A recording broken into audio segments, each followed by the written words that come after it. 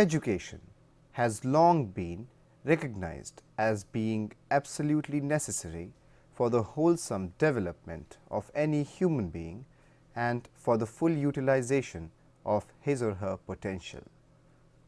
Our founding fathers in the Constituent Assembly of India recognized that as a nation we will not be able to succeed unless education is made available to every child born in the country. Though the great leaders of the day, led by Ambedkar, B.N. Rao, M.N. Jaikar and others, recognized the need for education as being a fundamental right, they chose not to incorporate it into the Constitution as a fundamental right at that time. They felt that the Indian state was not capable of making good on such a promise at that time. While the Indian state wanted each and every Indian citizen to be able to read and write, to learn about the world, but it was not possible given the constrained resources of the nascent Indian state. Therefore, the constitution makers chose not to include the right to education as a fundamental right, because they knew it would be impossible to enforce this right at that time. At that time, you must know that some places like Baroda had a law on free and compulsory education since 1906. The country as a whole, however, had a very low literacy rate, and this meant that the number of persons required to be educated was very large, and the manpower available to carry out such education was very low. It was hoped by them that at a future time, when the state has the wherewithal to handle such a responsibility, it will be obliged to take it up. Thus, it was only part of the directive principles of state policy which initially said that the state shall endeavor to provide education to all children below 14 years of age. So, it must become clear to you that while there was a desire to implement absolute and universal education at the time of independence, it was not possible for the Indian state to deliver the same. However, with the passage of time and with successive government action, slowly but surely India did acquire this ability to provide full education to all its children. This capability was translated into a right for all citizens through Article 21A, which gives a right to education to all children between the ages 6 and 14. Therefore, while India did not initially have the capacity to deliver education to its large population, we may see that the intent was always clear. The way it sought to provide this education and changing perspectives on this method are also of immense interest to us as scholars of sociology. Initially, primary education was a part of List 2 of the 7th schedule to the Indian Constitution. We all know that the 7th schedule of the Indian Constitution deals with division of powers between the various parts of the government, the central government and the state government. The fact that primary education was in List 2 meant that the responsibility for providing education to the people rested with the state governments, and the state governments also had the freedom for stipulating the syllabus, etc. You can easily understand that this also meant that there was no uniformity between various states. Therefore, education was brought into the concurrent list by a constitutional amendment. What is the concurrent list?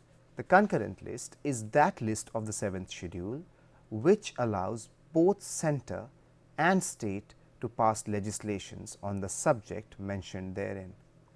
However, You must understand that if on a topic in the concurrent list, a legislation is passed by both the centre and the state, the legislation passed by the centre would prevail unless special accent has been granted to that particular state.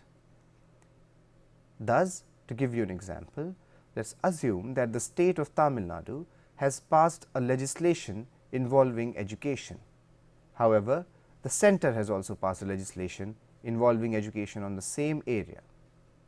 This would mean that the central legislation would prevail over the Tamil Nadu legislation, because the item is in concurrent list and the ability, the power to pass legislations lies both with the centre and state, with the centre having a primacy on the matter. The education was brought under the legislative and administrative purview of both the union and state governments, and attempts were made at standardization. You must understand that these attempts at standardization met with a lot of resistance from various regional forces, from various forces in various states.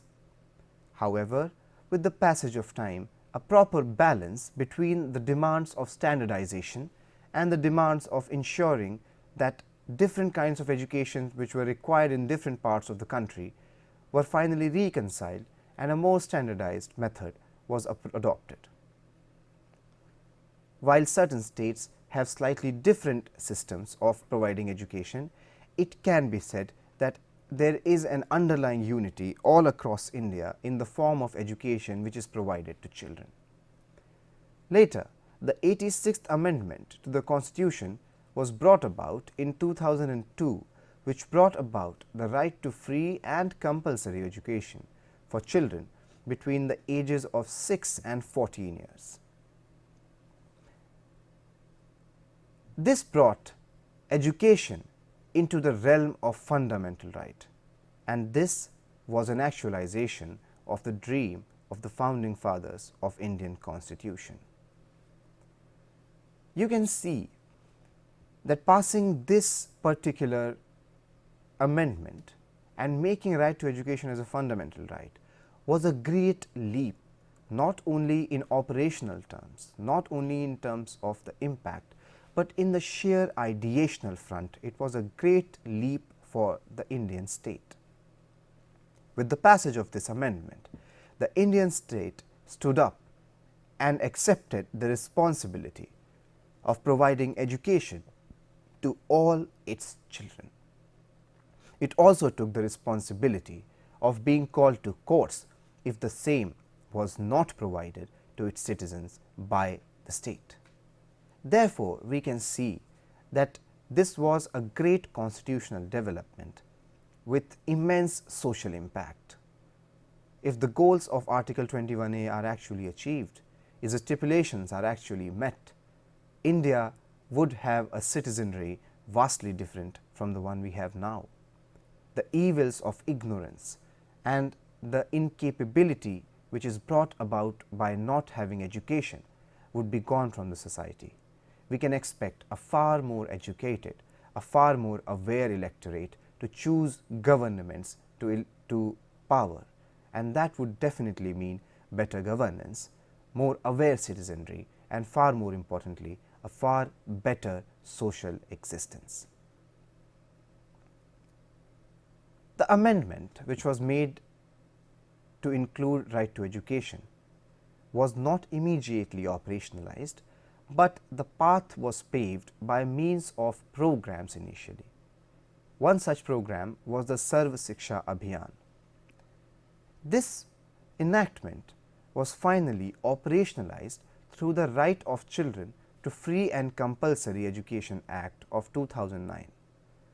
This act conferred the right fully on all citizens in India, and this act was brought into effect from the 1st of April of 2010. Let us now take a brief look at the salient features of the landmark legislation, which is the Right of Children to Free and Compulsory Education Act 2009. Let us look at its important provisions. Section 3(2) of Right to Education Act says that no child shall be liable to pay fees which may prevent the child from pursuing or completing the elementary education. This does not mean an abolition of fees altogether. It only means that children may not be rusticated for non-payment of fees. Not only does this legislation take into account those who will be reaching the age of 6 after this legislation comes into force, or those who start schooling at an appropriate age, it also considers those who may have missed out on their first few years of schooling. This legislation says that they are required to be accommodated in a class appropriate to their age, and if their knowledge and understanding is found to be lacking, they must be provided with remedial classes or special coaching to help them catch up with their peers as per Section 4 of the Act. You can very clearly see that this legislation is an extremely proactive piece of legislation. We are not talking of merely providing seats to children in schools. We are talking about schools being instrumental in ensuring that a child gets proper education, that a child is first of all seen, his needs are assessed, and if he is found wanting in any area, the responsibility lies with the school to provide greater access and greater opportunities to that child. You can therefore see that we are probably on our way in moving away from an educational system which sought to fail people, from an educational system which sought to make people winners and losers, and we are probably entering into an educational era in which people can actually explore their potential and their weaknesses can be remedied and they can grow as individuals. The government is required to establish a school within every prescribed area or neighborhood within 3 years of the passage of the Act as per Section 6 of the Right to Free and Compulsory Education Act. Obviously, implementing all these sections entails great financial responsibility. So, who is to bear this financial responsibility? Well, the financial responsibility for the increase in capacity rests with the state governments, but the central government may be required to make grants in aid to help the states along in this regard.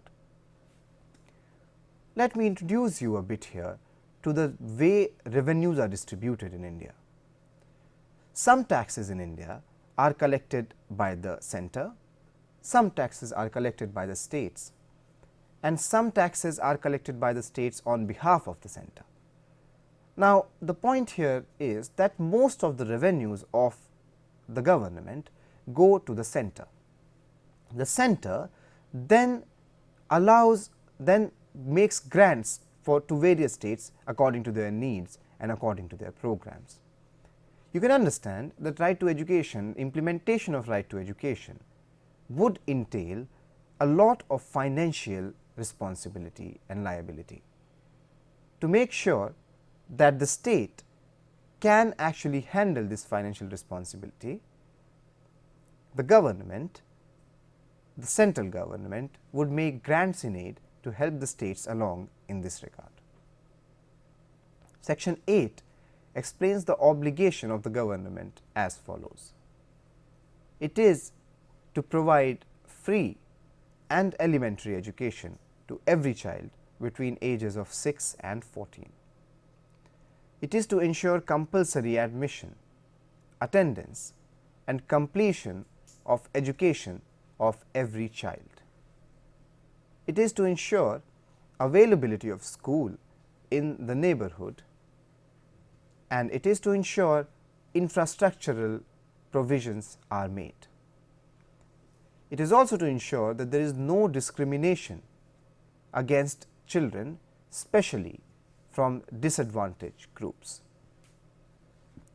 Other than these provisions set out in Section 8, Section 9 devolves responsibility to the local authority and requires local authority to play an equally important role in the provision of free and compulsory education.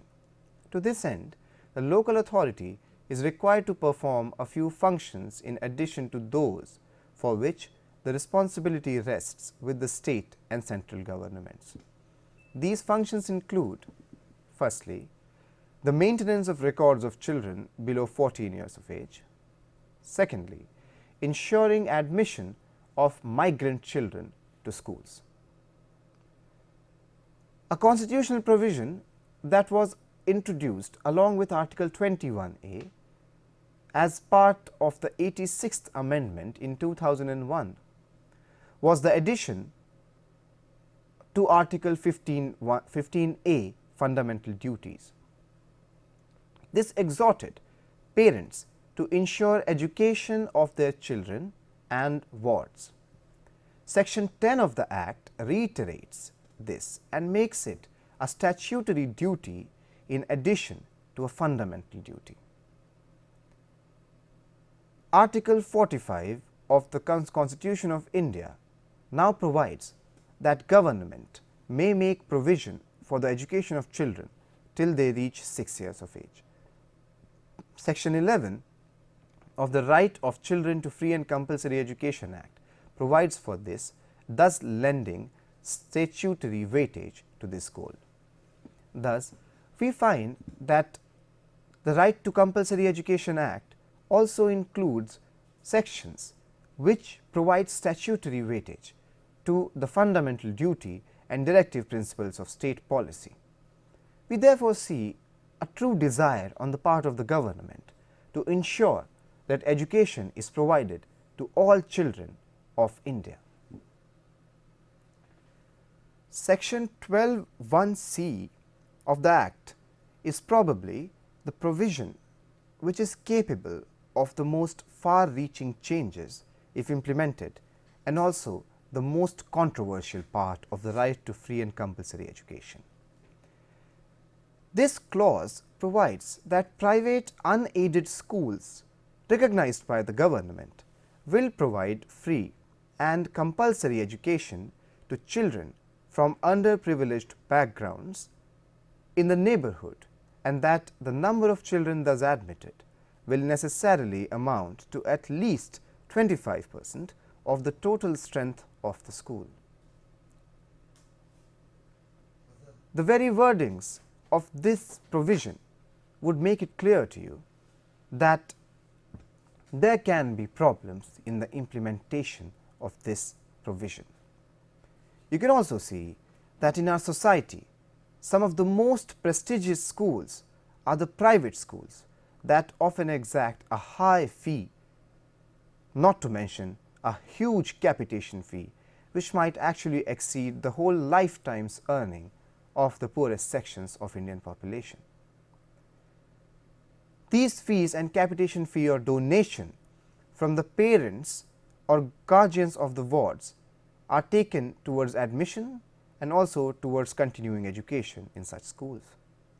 However, the quality of education in these schools is seen to be very good, and students from these schools excel in many activities.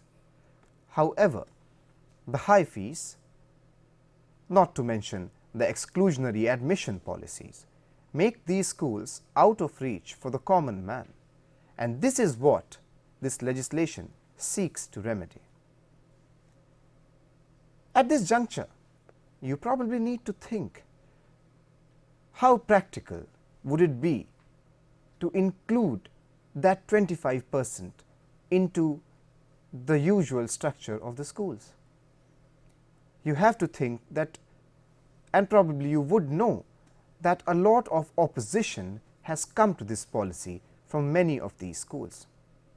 However, it needs to be seen how strong the government is going to be in its resolve to make sure the availability of best and highest standards of education to the schools, to the students belonging to the underprivileged and disadvantaged sections.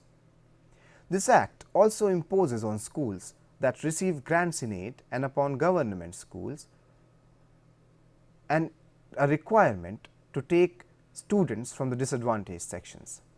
In the case of government school, they are required to give free and compulsory education for all. The government is required to reimburse to the private unaided schools the amount it would have otherwise spent for the education of such children as the private schools have admitted without charging any fee. Section 13 of the Act is also very important. It bans outrightly the acceptance or demand of any capitation fee by any school. Though this rule has been brought about in many states and through various judgments, this Act gives the rule nationwide statutory effect. A child shall not be denied admission for not joining the school at the beginning of the academic year. The government may prescribe some measures to be taken to bring the child on par with his peers. What these provisions truly do is they remove the unnecessary technical obstructions which are often faced by people coming from the lower or disadvantaged sections of the society. The Act also bans physical punishment in schools and prohibits schools from detaining students in a class or expelling them till the child completes elementary education. Aided schools and government schools will constitute a school management committee consisting of parents and guardians, teachers, local authority representatives, etc. This is to ensure participation of all the stakeholders in the administration of the school. This school management committee is empowered to monitor the working of the school, prepare and recommend school development plan, monitor utilization of grants, amongst other things. The standard of qualification, behavior expected and requirements from a teacher are also laid down under this Act. Section 28 is again a provision that is much in demand and has been hotly contested. It provides that no teacher shall engage in private tuitions. Teachers are also exempt from other non-educational purposes other than a few exceptions like census, election duties and disaster relief, etc.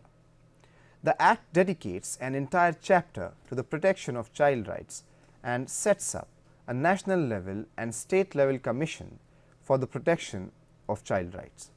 These commissions will look into the safeguards of right of children in their respective jurisdictions. The schedules to the legislation provide the student-teacher ratio to be maintained, buildings that are required, play area and play equipment that are to be provided to children, teaching material, teaching aids, etc. Some hindrances apart from the ones already listed above were seen regarding schools that are also minority-run institutions. In the case of prescribing a syllabus for the madrasas run by the Muslim community and other schools run by other religious and linguistic minorities, it was argued that such provisions are in conflict with the right to preserve cultural practices and knowledge guaranteed by the Fundamental Rights chapter of the Constitution under Article 29 and Article 30. While some of the confusions arising from this contradiction have been sorted out, the government is taking active steps to clear any misunderstandings that may have arisen from a bare reading of the Act. It is also to be remembered that while this is the primary legislation dealing with primary education in India, it is not the only legislation. This legislation will be supported by several schemes such as the midday meal scheme and in the case of children in conflict with the law by the Juvenile Justice Act. The importance of education cannot be overstated. Education is a major component of every comprehensive measure of human development that has gained worldwide acceptance thus far. Nobel laureate economist Amartya Sen, who has developed the capabilities approach to the study of poverty and development, gives education a primary position in the struggle against poverty. The argument has always been that it is education that gives a person access to all other tools that may get him out of poverty and put him on the path to development. In the case of India, while according to the latest census, we claim to have literacy levels of around 75%, in reality, we may see that the number of persons who have completed elementary education is much lesser. More importantly, just completing elementary education might not be enough. Many of these so-called literate people may not even be able to read and write. This means that the literacy they have received is of little use to them. If indeed we talk about quality, then there are reports and standardized tests that show that India's elementary education system seems to be severely lacking. On the path to development, the right of children to free and compulsory education is not one which we can ignore.